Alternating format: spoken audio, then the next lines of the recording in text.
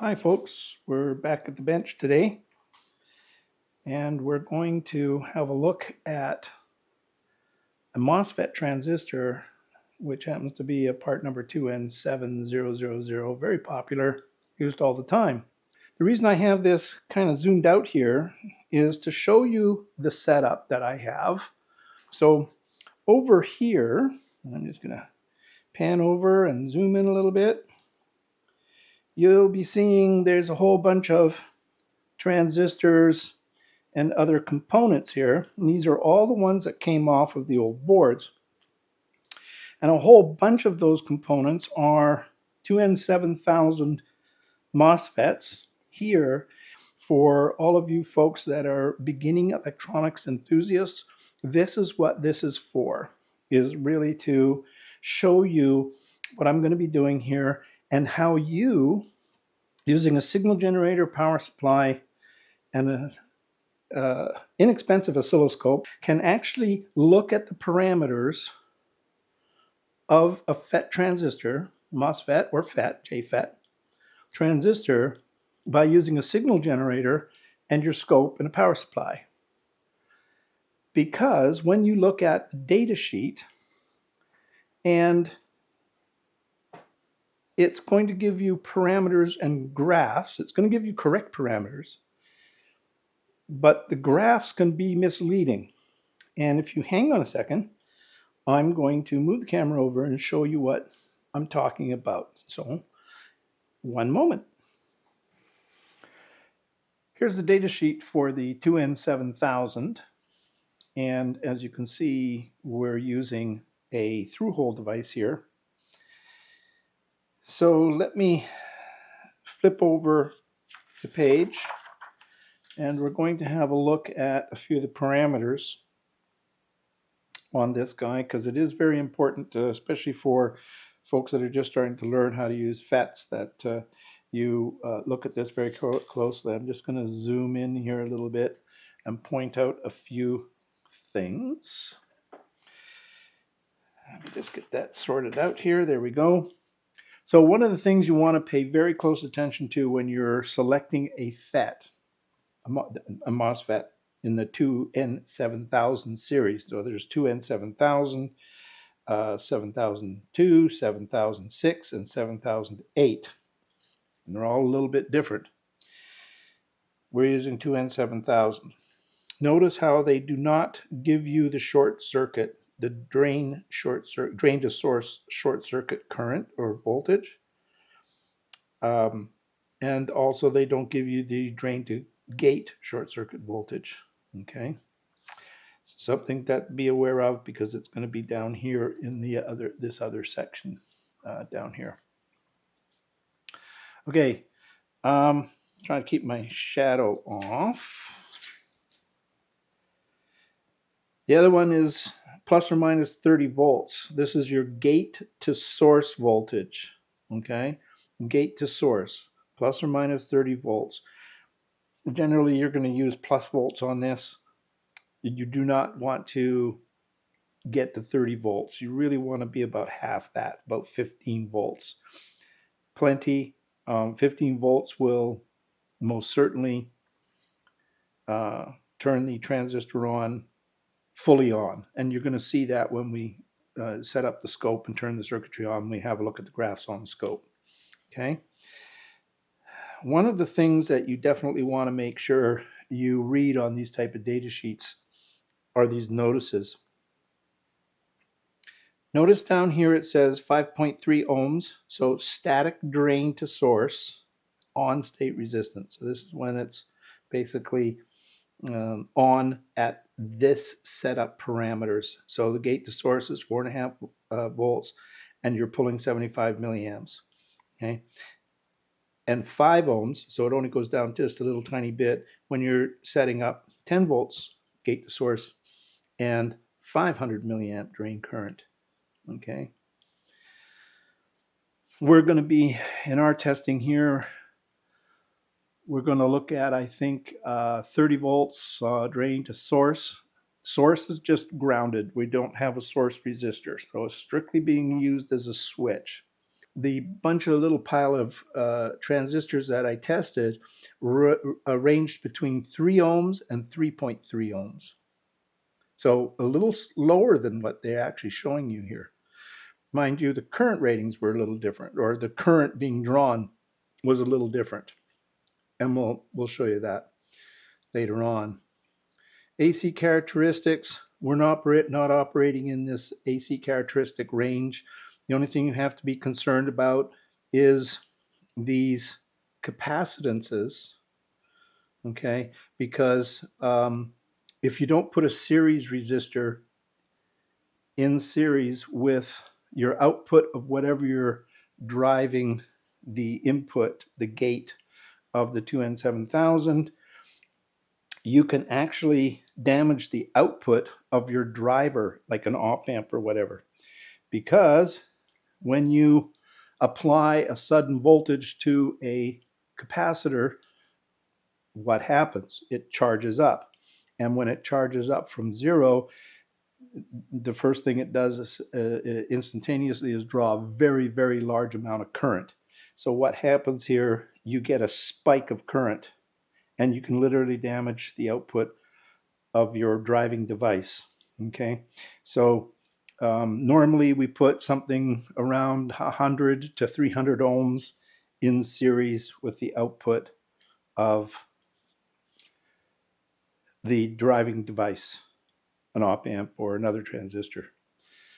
Anyway, that is a whole nother area of concern. And of course, this will affect any kind of frequency. If you're trying to use this as a linear amplifier, or you're trying to switch very high frequencies, this now comes into play. Okay, but like I said just a minute ago, that's something that we will discuss if people in the comments say, hey, we'd like to dive into this a little bit further on these other types of parameters that are being listed here, why they're being listed, how they affect the operation of the device. Then I can always do another video where we deep dive a little further into this 2N7000. And of course, it holds true with the 2N7002, 6, and 8. Okay, let me go to the graphs here. So one of the things about these transistors, and most MOSFETs actually, right up here where it says note, okay, so it says the graphs and tables provided following this note are statistical summaries based on limited number of samples and are for information purposes only.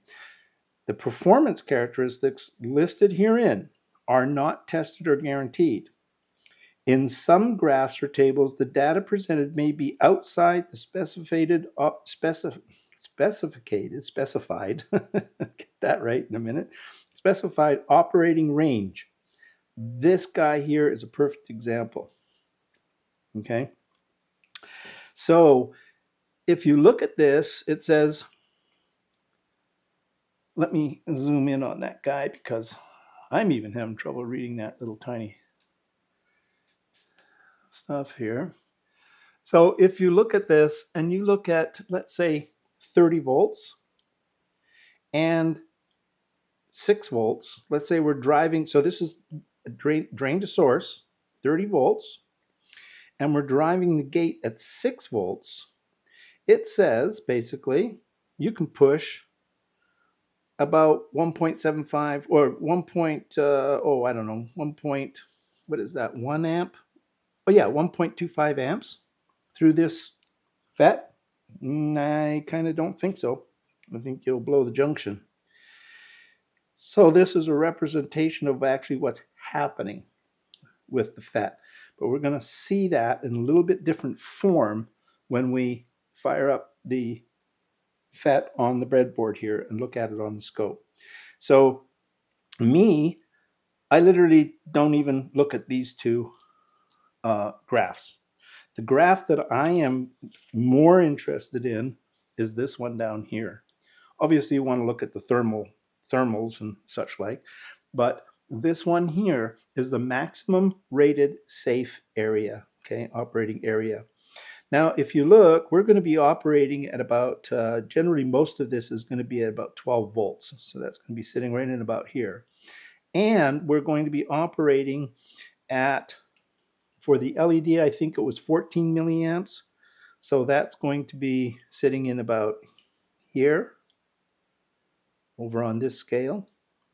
And when I run it at 30 volts, and I think I'm running, 30 volts in the 820 ohm drain resistor, that's going to put it just up underneath, well, basically right on this line. So 30 volts, so 10, 20, 40. 30 volts is right here. And we're going to be running it right up there on that line, just down a little bit. So that's DC, constant voltage into the gate, okay? What we're going to be looking at first on the scope here is we're going to be looking at a ramped pulse. So now notice it says pulsed.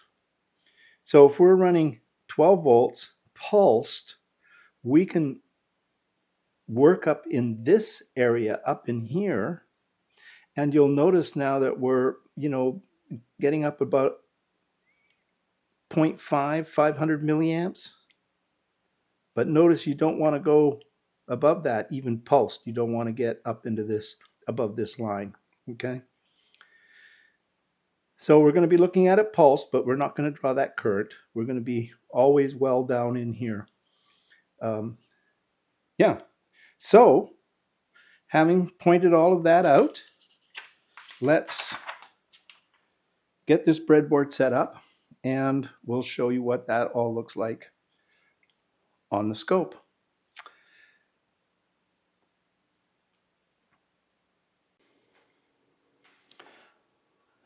I've got this set up so that it's pointing at my little breadboard here, because I want to point out what we have on this breadboard. Okay, so what we have, and it's a gaggle of wires and such like.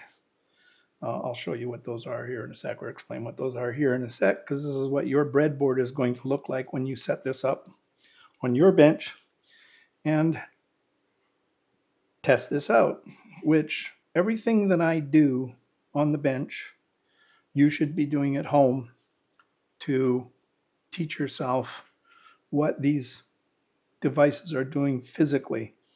It's all fine and dandy to be doing all the theory and reading the books and doing the calculations, etc. But the biggest learning experience is actually putting them on a breadboard, feeding signals and power into them, and observing these devices and how they work and taking voltage measurements, etc. Okay, so what we have here is we have the 2N7000 here. We have an 820 ohm resistor. This is a half watt resistor. I'm using a half watt resistor because if I'm running up at 30 volts, we're running 38 milliamperes roughly. And if you do your calculation, which is I squared times R, that's going to give you how much power that's consuming. So we have the 820, we have the 7000 here. We have a little 150 ohm series resistor from my signal input here, from the signal generator into the gate of the MosFet. Now, buried underneath this blue alligator clip going up to the digital voltmeter is a 1 megohm resistor. That 1 megohm resistor, if you've done studying on MOSFETs already, is pulling the gate to ground so that it's 0 volts on the gate when the gate is shut off, okay? Or when our gate voltage goes to ground. We want that gate to be at ground. so that no current flows through the 7000. Now, when I say no current, nanoamps or 1 or 2 microamps, nanoamps, again, it's going to show you that on the data sheet. I didn't show that to you. The little green wire down here is the source pin going to ground.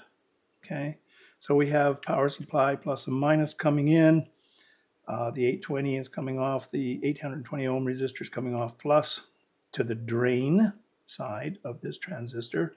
And we have the scope probe connected to the drain to show us what the transistor drain is actually doing, how that voltage current is changing on that drain when we feed a voltage into the gate.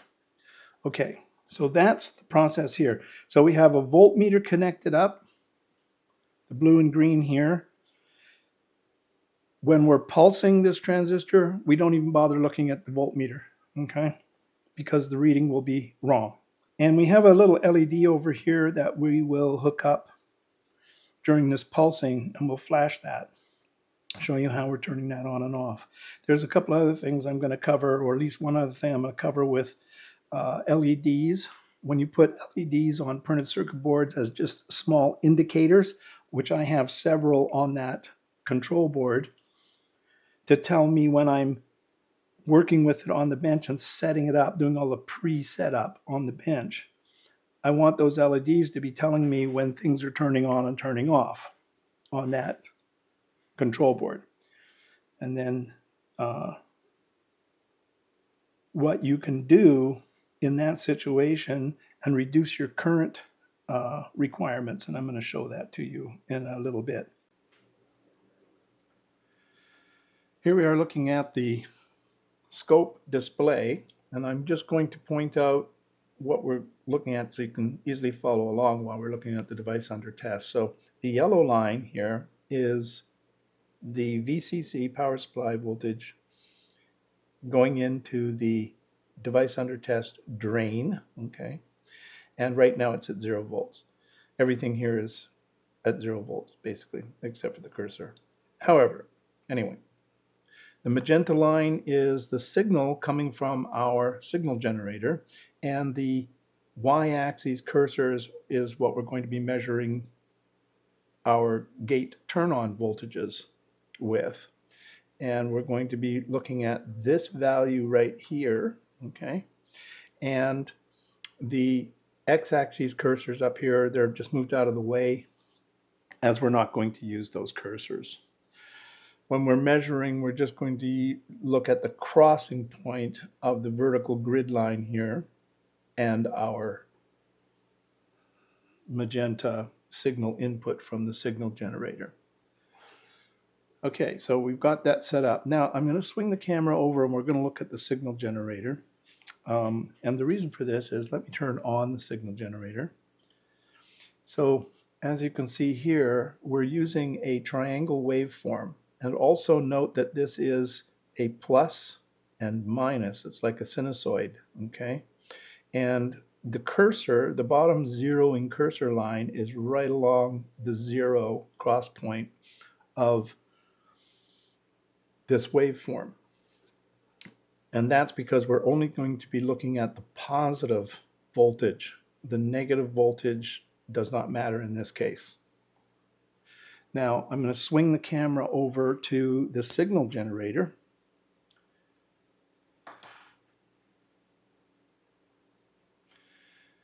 And the reason for this is I want to show you how we're setting up this signal generator. So what you're seeing on the screen, on the scope, was also what we're seeing here.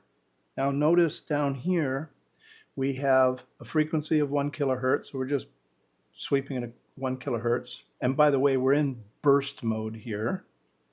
If we go into sweep mode, then the frequency is going to sweep from 0 up to 1,000 cycles. And we just don't want that. We just want it to give us a constant output from the signal generator, so we're just in burst mode.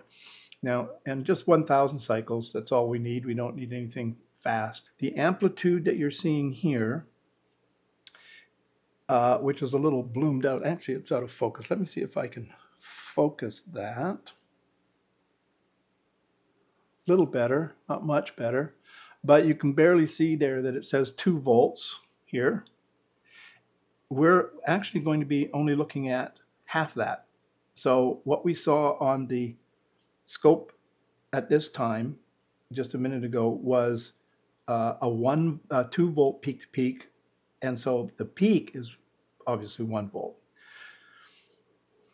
And you'll notice we do 0 offset. We don't want any offset. But notice we have a symmetry of 50% here, okay? That symmetry of 50% is giving us that full triangular waveform. Let me get my pencil so that I'm not sticking my fat finger in the way here. So that's what's giving us this right-hand descending line, is that symmetry. So what we're going to do is we're going to change that symmetry to 100% so that this horizontal line, or this descending line, is vertical. Okay, and actually before I do that, let me show you. I mean, it doesn't really matter. It doesn't have to be vertical. I just do it because it just makes the display a little cleaner and I can zoom in a little better on the scope. Let me turn on the power. And so first off, let me move the camera around to the scope again, because you're going to need to see this. So first off, you can see the power is on. So the 12 volt line is up here, drain supply, and we're putting a signal into the gate. This signal height is, and we'll just, that's already selected, so we'll just move it down. That signal height is 1 volt, okay? But notice there's nothing happening with the JFET. So let me turn that up by 1 volt. So we're going to get 1.5 volts into the gate. Notice the little dip right here, okay? And we're putting in 1.5 volts. I'll bring up the cursor. And you can see here it's 1.5 volts, okay? Now what happens if I give it another 0.5 volt? Pretty interesting, isn't it? So now we are, bring up the cursor, and we are at 2 volts, 1.98, and that's just because the cursor is not quite set, but close enough, 1.98 volts, 2 volts. So you can see at 2 volts, we went 0.5 volt, and the change in the turning on of this MosFet was dramatic, okay? So as you can see, it's only activating, turning on and turning off on the positive transition of this waveform. So let me move this out. We're going to expand this out, as you can see. And so now you get a much clearer view of what's actually happening with this waveform. Okay. So let me go back to the signal generator because I want to change the symmetry to 100%. Let's go back over to here.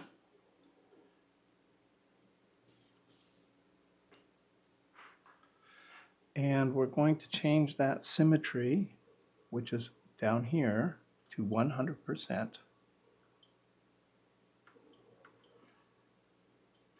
Okay, now notice what happened with this waveform. Okay. So now we're going to go back to amplitude because we're going to be playing with amplitude here. And I'm going to bring this camera back over to the oscilloscope.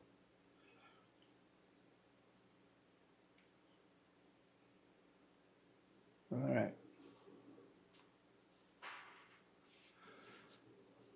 So now you can see that the waveform is turning off very abruptly and the transistor is turning off very abruptly. There is a slight slant to the turn off and again, we're not going to go into why, but these are your switching characteristics of the transistor. Okay, turn on, turn off, switching characteristics. If we change this to a square wave input, which we can, it would then obviously mimic the output of the transistor would mimic the square wave, and you would be able to see the falling and rising edges of the transistor's output square wave, and how fast it switches on and off. Okay, but again, that's a little bit deeper subject. We're not going to go there. What we're looking at today is just using this MOSFET as a switch. Turn on, turn off. That's it. Turn on, turn off. Relay coils, LEDs. I have an LED here that I pointed out earlier. We're going to hook that up and pulse it, etc. Okay, so now let's get into a little bit more of this signal. I've moved that, and I'm going to move the position of this over a little bit so we can see more of this side. And I'm going to raise the voltage just a little. Okay, so now we're at 4.1 volts. That's where we're sitting. And if I take that cursor and put it right where it should be, at the top here, then we're looking at 2.03 volts. If you like, I mean, that's half. We're on the signal generator, we're 4.1, so 2.05 if you really want to look at it, but this is showing 2.03. It's close enough. So now this is your drain turning on. And it is also coming into what we would normally call on a bipolar transistor saturation. So you can see that this is just flattening out. If I continue to increase the voltage, you'll notice that it's not dropping this down anymore. The curve comes down and it flattens out and it stays at that voltage output. Now that is a voltage current combination output, okay, because we're actually dropping voltage across this 820 ohm resistor. All right, so a little bit more context here. So up here, you'll notice that right here, it's just barely starting to turn on right here. So let's see what that is, what voltage that is. So we're going to use the vertical graticule line. We're going to come down to that cross point as close as we can get it. And it says 1.52 volts. So let's just say 1.5. Just move it down here, 1.5. So this transistor is turning on at 1.5 volts. Now remember, earlier on I showed you the specification for the gate turn on. It was 0.8 volts minimum to maximum of 0.3 volts. We're sitting right in the middle, okay, for turn on. Now, if we're at 1.5 volts and we're turning this on, this isn't really helping us much right here. Matter of fact, really none of this whole curve is helping us at all. If you were to put a sinusoidal sine wave into there, and this was biased at this point up here, and of course biasing these and such like, that's a whole nother in-depth process of evaluating FETs, you would have massive distortion on your output, okay? So if you were to use this as linear, you would want to be down in this area right here. But you can also see that we're coming very close to saturation. So clipping of a waveform is quite probable in that case. But you can see that we're coming down on a slope and then it kind of straightens out, but only for a very short distance it straightens out here and is not quite flat, so you'd still get distortion. Okay, So I wanted to point that out. Now, if we go to this value up here, we're going to cross here. That is 2 volts. Okay. So basically this transistor at 2 volts is, to all intents and purposes, fully on. Let's work out what the resistance drop between drain and source is. First of all, we're pulsing the device. And second of all, the 820 ohm resistor, I didn't measure it exactly. So I'm just taking what the color band says, 820 ohms, plus or minus, I don't know what this is, 5%, I believe. So what we do and how we do this is we take the VCC value, and on the scope, that value is right here, 11.92 volts. Sorry, that's the drain value. So that's from 12 volts down here to this point right here. You'll notice it's a little above the line. Remember that the zero line on this supply, when it was not being when it was turned off, not supplying voltage to the transistor, was right on that graticule, that horizontal graticule line. Okay, so it's a little above. So we're getting 11.92 volts on the drain. But we have a supply voltage of 12 volts. So if you want, you can write this down, follow along, write this down if you have a piece of paper and pencil. So you want to take 12 volts, your supply voltage, and we want to subtract the drain measured voltage, 11.92. Okay. And that's going to equal 0.08 volts, or 80 millivolts. Now, we're going to divide that value by the current that is flowing through that 820 ohm resistor. It's approximately, it's rough, approximately 14.5 milliamps. So we're going to divide this with 0.0145. And we're going to equal to 5.5 ohms. Pretty close to what the data sheet said. So I'm going to put this up and see if we can see that.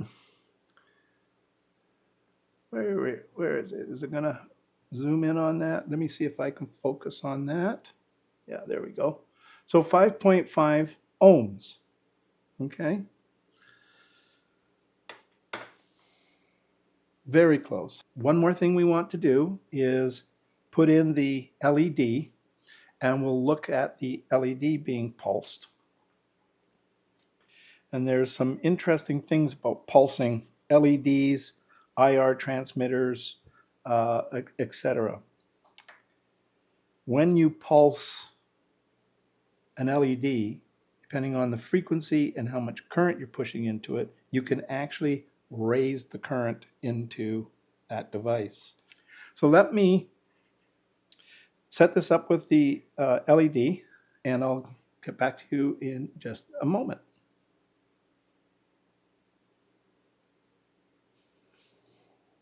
We have the LED in the circuit now, and before I move the camera over to look at that, I wanted to point a couple of things out here that have changed on the screen. So first of all, this upper voltage has dropped down. Normally it was sitting on that fairly spaced dotted graticule line. It's dropped down. Okay, and you'll notice that the DC mean voltage is 10.4, 10.42, 43 volts. A little jittery, but that's about where it should be. This is because we now have a 1.4, 1.5 volt drop across that LED. So we can calculate that, see what that drop actually is, come pretty darn close. So we take the 12 volts and we minus that 0.08 volts drop across the drain source, okay? And we also minus that 10.42 volts. and we get 1.5 volts even. An approximation of the voltage drop across this pulsed LED is about 1.5, 1.6 volts. Generally, these red LEDs are about 1.4 volts. Okay, let me move the camera over and we'll have a look at this diode, or the LED, sorry, and we'll flash it and do a few things with it. Okay, I'll be right back.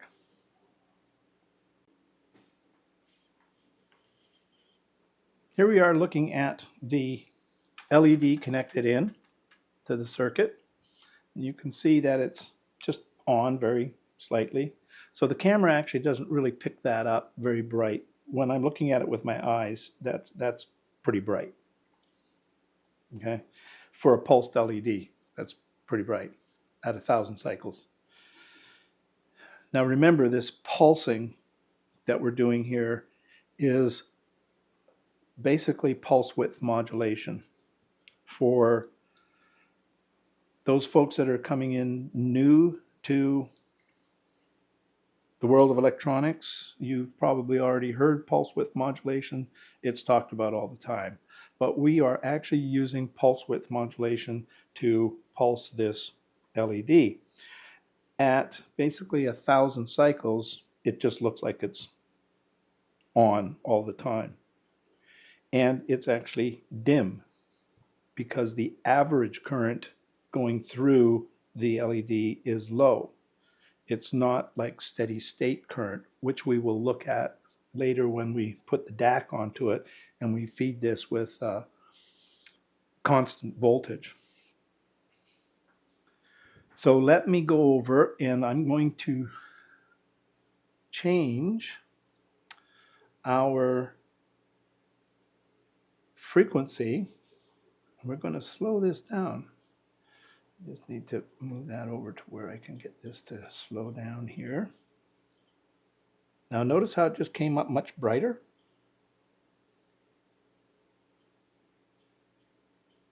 Now we're starting to see it flash, but I'm starting to see it flash. What is it doing on the camera? Oh, it's not even showing on the camera yet. Okay. Now you can see it flashing. Again, when I'm looking at it with my eyes, it's quite bright because our duty cycle has slowed way down. So the transistor is actually turned on for a considerably longer period of time as we're slowing it down. So let me slow it down a little more. I am currently at 10 hertz, so 10 cycles per second. And then we can turn that down even more. Now we are at 7 cycles per second. And we can keep going this down, such like. Okay. Now when I'm looking at this again with my eyes, that is flashing on and off very brightly. We're looking at the side of it. We're looking at the side of this with the camera.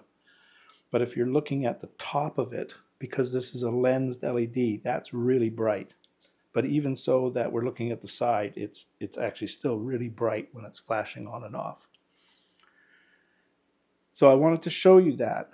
This is a typical pulse width modulation, but we're using a half triangle waveform. If I was to change this, I'm going to turn this up in frequency, and I'm going to change the output to a square wave.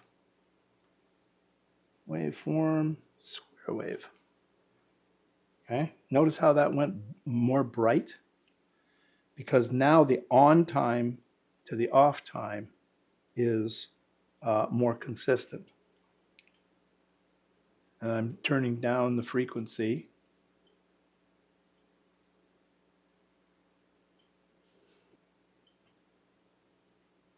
to, let's say, 5 hertz.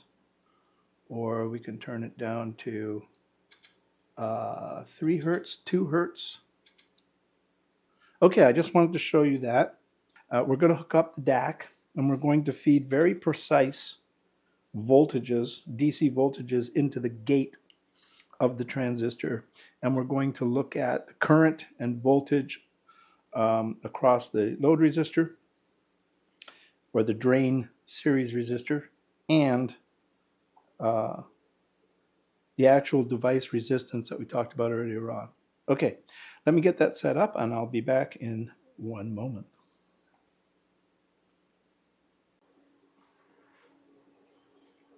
We're now set up with the DAC, which will supply a constant DC voltage into the gate. And as you can see, I have the camera pointing at our circuit on the breadboard, our device under test here. And the 1 megohm resistor is hiding behind our green test lead here, which pulls that gate to ground when the DAC is at an output of 0 volts. So let me swing the camera around because I want to show you this on the voltmeter or the digital multimeter. Okay, so here we are looking at the voltmeter, and you'll notice that even though the gate drive is 0 volts DC, we still have 970 microvolts of a voltage drop across that 820 ohm resistor. So why is that? Why are we getting this voltage? Is it an error in the multimeter or some such? In this particular case, not in this multimeter. This multimeter is very accurate. So what we're actually looking at here is leakage current through the drain source. And what we're going to calculate here is what that leakage current actually is and compare it to what it says on the data sheet. And then we're also going to calculate what the off resistance is, the drain to source off resistance is for this transistor. So first of all, let me bring up the data sheet and show this to you. So over here, if that comes into focus, which it does, it says 0 gate voltage drain current. And if we come across, now we're only using 12 volts, so it will be a little different here. But notice it says 1 microamp at this parameter, 1 microamp. Okay, so now let us calculate what that actual off drain to source leakage current is. So if you want to follow along, you have a piece of paper there, I'll talk this through. So if we take the 0.00097, we'll just use 97, and we divide that by the resistor value, 820 ohms, we get 1.183, or that's 1.1 or 1.2 if you like, 1.2 microamps. So if you remember when we looked at the data sheet just a second ago, it said 1 microamp. So see how close that is? 1.2 microamps is the leakage current. Now, what's also another parameter they don't talk about within the data sheet, or at least the one I have, is what is the drain to source off resistance. So we can calculate that also. Again, if you have paper and pencil, follow along, you can write this down. So if we take the 12 volts supply, we're just evening it up, we're not going to take an exact number, but 12 volt supply going to that drain, in other words, it's going through the resistor to the drain, and we divide that 12 volt supply by that 1.1 microamps, 1.2 microamps,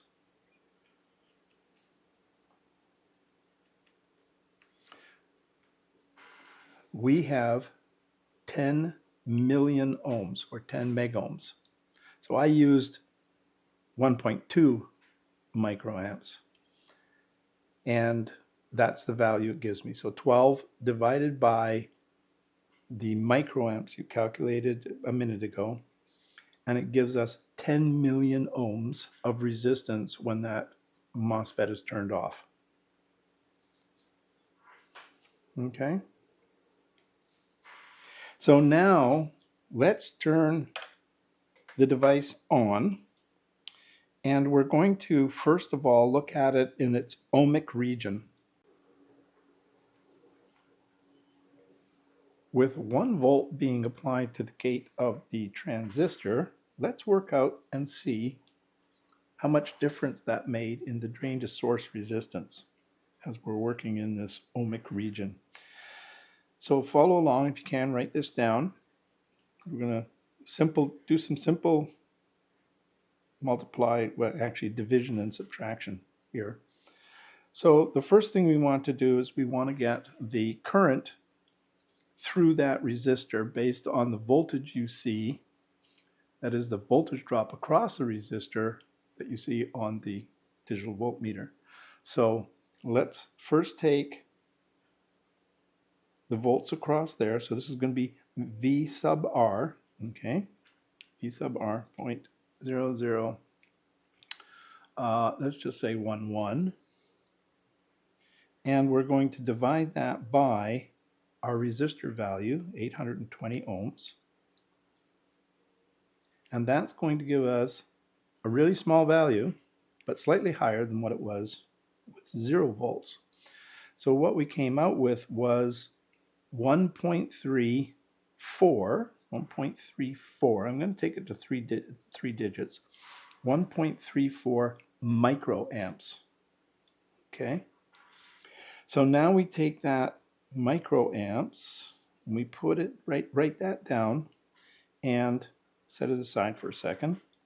So now we're going to take the 12 volt supply voltage and we're going to subtract that voltage drop that you see across that resistor, which is going to be 0.0011. And that you can already tell it's going to be a very large number, or just a hair underneath the 12 volts. And it is. It comes out on my calculator as 11.9989 volts. So hardly any change at all. But it does change the resistance of that device from drain to source. So now we take that value, which is the volts drain to source, and we're going to divide that by that current that we calculated just a moment ago. So let's divide that by 0.00000134, 1.34 microamps. And that value comes out to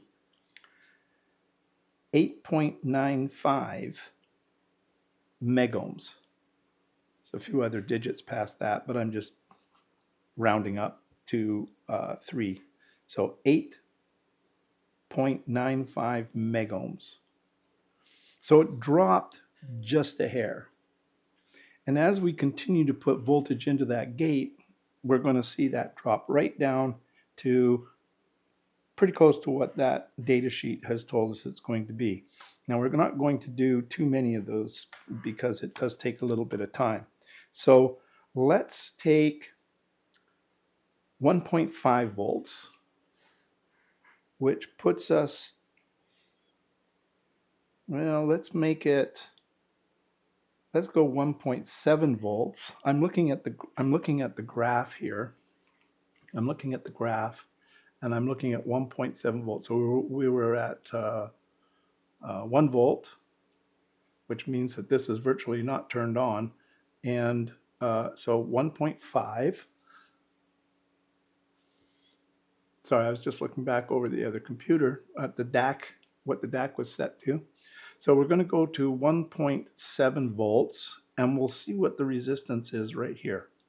Okay, so let me slide over and change that to 1.7.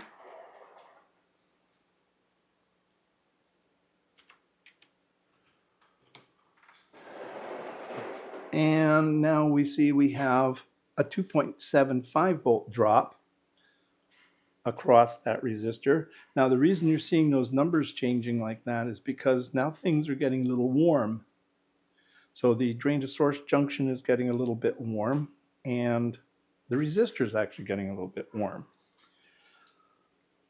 Eventually it would probably settle down, but we won't wait for that. So now we take the voltage across the resistor. So let's say 2.8. We'll just keep it at 2.8 volts since the lower values are changing. So let's take 2.8 volts, and we're going to divide that by the resistance value again, 820 ohms. And we come out with 3.4 milliamps. Okay, so now we come out with 3.4 milliamps. You want to write that down. You're not going to use it for another two calculations yet. Okay, so now we want to find out what that voltage difference is now from our 12 volts. So we take our 12 volts, so VCC if you like, V sub CC minus VR, or the voltage across the resistor. So now we're at 2.8. Let's say, you can see it's slowed down quite a bit. So let's just say, yeah, 2.8 is fine. 2.9, let's make it 2.9. So we're going to minus 2.9 volts. So now we have 9.1 volts on that drain. So what's the resistance? 9.1 volt drop across that drain. So what's the resistance now? And we're going to take the voltage drain to source, which is this 9.1, and we're going to divide that by our voltage drain to source, which was 9.1. So now we're going to take the drain to source voltage, that 9.1 volts, and we're going to divide it by the drain to source current, which was that 3.4 milliamps that we took just a few minutes ago. So that resistance is now 2,676 ohms with a decimal place. So 2,600 ohms. So you can see it went from a pretty high resistance down to 2,600 ohms.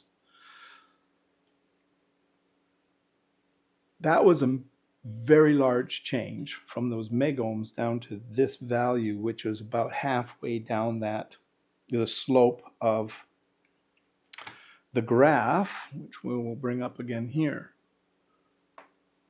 So that was at 1.7. And if we come up, that's right about in here. Okay. So let's go to 1.8 and see what that drop is right here. Okay. So let's do 1.8. I'll put 1.8 into the gate of the transistor. This will be the last calculation on the ohmic side of this, and then we'll just calculate it with the device fully on. So now you can see we got 5.87 volts, and a little bit more current is flowing through that resistor and that drain to source. So we're seeing the voltages changing on the DVM, the multimeter, because of that thermal heating. So again, if you didn't write this down, we want to find the current, the drain to source current. And the drain to source current, for all intents and purposes, is what is flowing through that drain resistor. So VR, V sub R, is, let's take it at 5.9. And we're going to divide that by the resistor value, 820 ohms, and that gives us 7 point, roughly, it's rounded up, 7.2 milliamps. Okay, so you can see that now we went from 3.4 milliamps to 7.2 milliamps with that gate voltage change. Okay, so I've written down that 7.2 milliamps because we have to do another calculation before we use it. Don't want to forget it. So now we want the drain to source voltage. And so we take our 12 volts again. So it's volts, the VCC or supply voltage, minus the voltage drop across the resistor, which is 5.9. This gives us 6.1, nice even number, 6.1 volts. And now we do the drain to source voltage, that voltage we just got, 6.1, and we're going to divide it by that current that we got, the 7.2 milliamps. And now what we have is 847 ohms.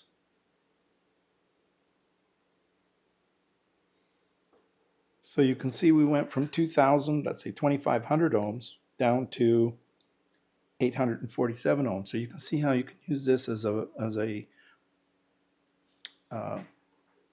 variable resistor. Now remember, that's not linear. As you see on the graph that I created, this is not linear in this ohmic region. The closest to linear is going to be down right about this area here. And of course, you can put the voltages in, like I have over here, put the voltages in to 2.1, 2, 3, etc. And you can calculate how nonlinear that area is. In other words, how nonlinear the current going through that drain resistor actually is. Okay, so enough of showing you the resistance change in the ohmic region. Now let's calculate the value of that drain to source resistance with basically this transistor turned completely on. So we're going to apply 10 volts to the gate now.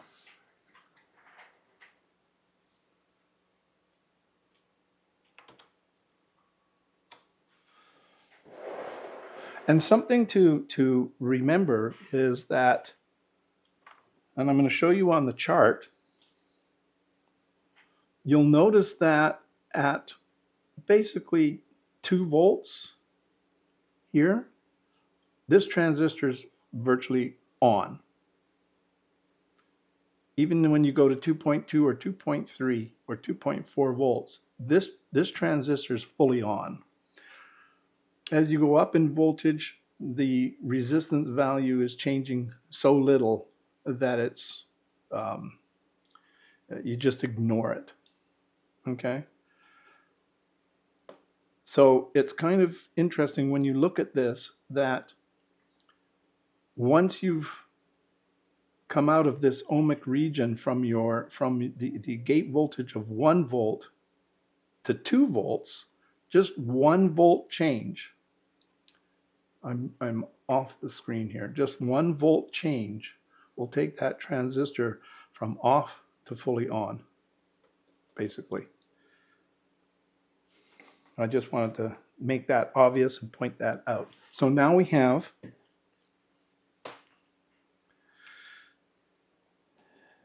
ten volts going into the gate. We'll calculate the fully on resistance of the drain source. So we take, again, we want the resistance across the the voltage across the resistor, which is that 11.95. Let's call it 11.96. We'll be a little bit more accurate this time. 11.96 volts. And we're going to divide that by our resistance value, 820 ohms. And that gives us our current. So we are drawing now 14.6. I'm rounding it up. 14.6 milliamps. Okay.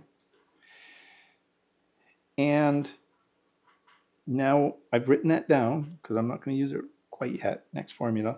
So now we want our 12 volts VCC, supply voltage, minus that 11.96. And that's going to give us the voltage drop across the drain source. So that's 0.04. For your English folks, just in Britain, that would be not dot, not 4.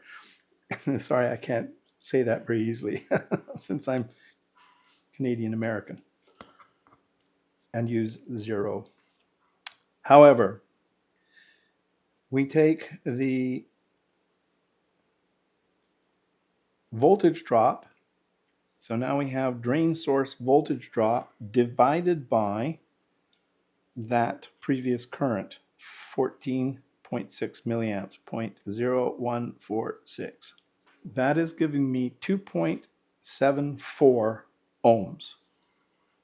So at 10 volts on the gate, this transistor has a drain to source of 2.74 ohms. And now you can work what the thermals are going to be on this. So the biggest concern would be what the thermals are on the transistor. Of course, you have to also calculate your thermals for your the power rating of your resistor. When I say thermals, I'm talking about power ratings, what the power is.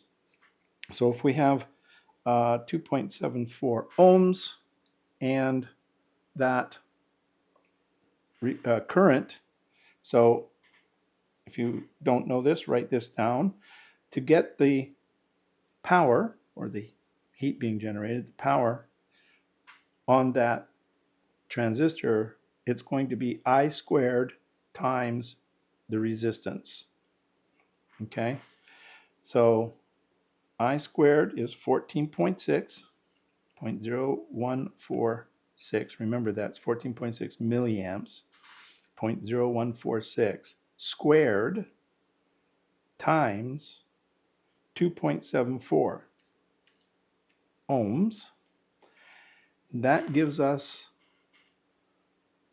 584 microwatts.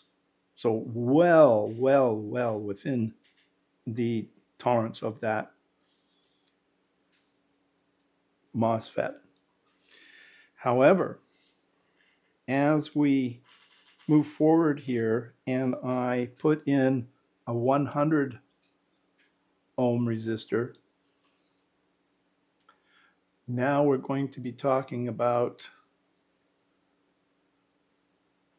quite a bit more current and quite a bit more heating.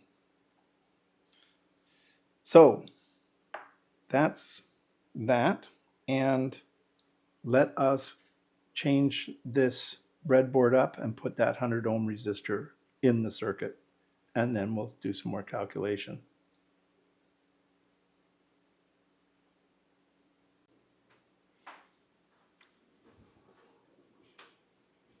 So here we have the 100 ohm resistor now put into the circuit, as you can see from the inset picture.